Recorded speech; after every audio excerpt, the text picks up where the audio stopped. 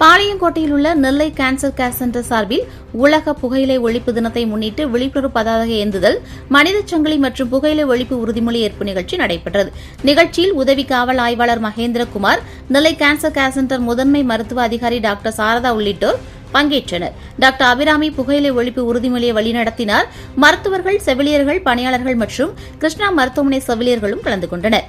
புகையிலையின் தீமைகள் மற்றும் புற்றுநோய் உள்ளிட்ட நோய்கள் குறித்து டாக்டர் ராகவி விழிப்புணர்வு உரையாற்றினார். நிகழ்ச்சியை தொடர்பு அதிகாரி வன்னிசவாரத்னம் ஒருங்கிணைத்தார்.